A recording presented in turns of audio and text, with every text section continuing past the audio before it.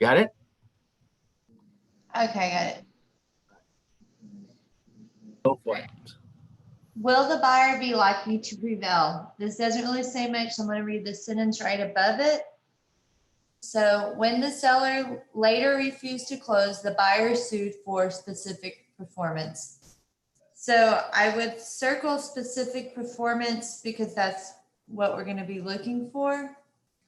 And or underline specific performance, circle the seller and circle the buyer. So will the buyer be likely to prevail? A, no, because the easement renders the seller's title unmarketable. This one I don't know if it's true or not because I don't know the facts of the case. An easement could render a title unmarketable.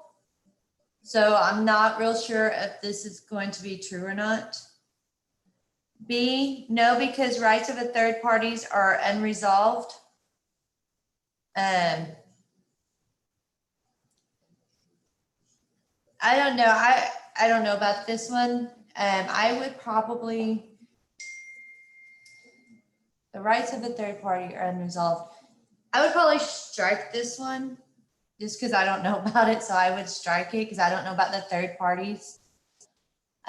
C, yes, because the decision to terminate the contract for title not being marketable belongs only to the buyer.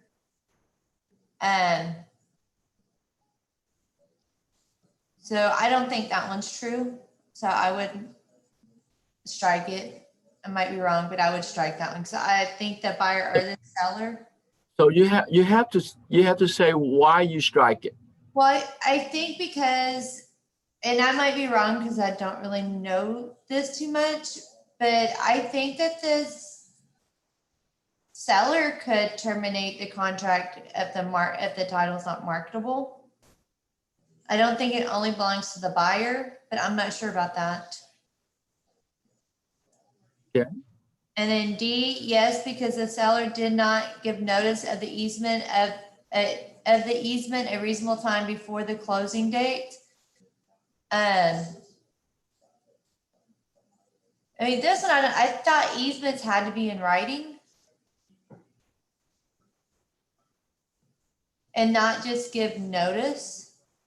I thought I thought it would have to be in writing. So you're going to strike. So you're going to strike D too? I would strike D too because I think easements have to be in writing to be marketable. Okay. So I'll read the fact pattern. Yeah. By a valid written contract executed in March, a seller agreed to sell land to a buyer. So I would circle seller and buyer. And I mean, I think that's all I would do on that sentence. The contract stated the parties agree that closing will occur on May 1st at 10 a.m. I would put a square around the parentheses just because it's in parentheses, because that would be the language of the contract. Okay. There was no other reference to closing. The contract was silent to quality of title. I would underline quality of title because it seems like an term of art. On April 20th, and remember what I say about something go. Yes. Right? Gotta pay real attention to it. Yes. On April 27th, the seller notified the buyer that she had discovered that the land was subject to a long-standing easement in favor of a corporation for a towpath for a canal, should the corporation ever want to build a canal. I would underline April 27th because it's a date. Now, we have learned this from last night. At this stage, you read the answer. Mm-hmm. The answer has nothing to do with dates. Oh, that's true. So now we are grow up now. We're not going to circle things that is not related to the topic, which is Pacific Performance, and not relate to A, B, C, and D. Okay. Okay, so on this one, Now read for me April 22nd, April's 27. on April 27th, the seller notified the buyer that she had discovered that the land was subject to a long-standing easement in favor of a corporation for a towpath for a canal, should the corporation ever want to build a canal. I mean, I don't know. I guess you could put the land was subject to a long-standing easement. Okay. Because it talks about easement in the answers. So that's going to be one of the things that we are looking for. Okay. The buyer thought it's so unlikely that canal would ever be built that the closing should occur, notwithstanding this easement. Therefore, the buyer notified the seller on April 28th that he would expect to close on May 1st. That I really now here's the reverse of it. If the examiner repeating dates, then guess what? Guess what? Now day is important now. You see it? right. If in the fact pattern you see date. You see money. You see quotation after quotation. Those are what need to be marinated with the fact. Okay. Be careful how the rule jump. Okay. Because it happened to May 1st to make the title marketable, right? Right. Okay. When the seller later refused to close, the buyer sued for specific performance. Will the buyer be likely to prevail? And so A was no, because the easement renders the seller's title unmarketable, which I think is true. B, do you want me to reread all of them? Make sure you strike correct. Okay. B, no, because rights of the third parties are unresolved. I would still leave that one strike. Okay. Stricken.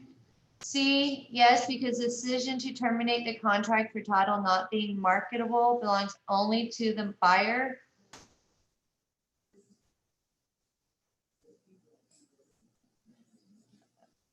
No, I don't know about that one because I just don't know if that's true or not. Okay, then we got to undo C, right? Right. Okay. And then D, yes, because the seller did not give notice of easement a reasonable time before closing date. I would still leave that one strike. I would still strike that one. Good. Now A to B, A and C. So I'm almost wanting to change to C. You want now the answer to be C? You like C more? I think I do like C more. I think I just think I like it more. Good. So here's another. Here now we have learned to undo the thing that you strike. Right? If you don't, because why do we undo it, Mr. V? Because when we strike it, we didn't read the facts. So we want to read it one more time, right? To marinate with the facts. The answer, read the answer one more time, marinate with the fact. Now you like C. Yes. Okay.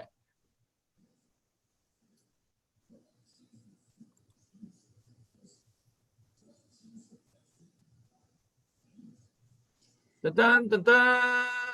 All right. Don't know how that happened, but it happened. Okay, now read C for me. Correct. If the contract of sale is silent as to quality of title, the court will imply a marketable title. And an easement does affect the marketability of title. But while the seller has a duty to deliver a marketable title, the requirement of marketable title is for the benefit of the buyer. The buyer may waive the right to have a marketable title, which is what the buyer did in this case. So how you feel the explanation? Is that explanation make sense? Yes, it does make sense. And also you notice how they test the specific performance a different way than Yeah. the two of them that were done before. Yes. So the reason why we do specific performance trees in a row is for us to marinate how the board examiner can test us. Correct.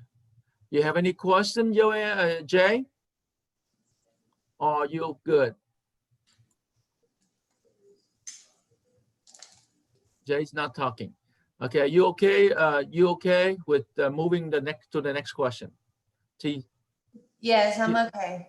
Okay, so we're going ahead and now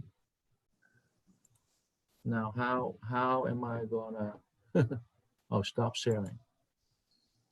Okay, I'm gonna exit YouTube live.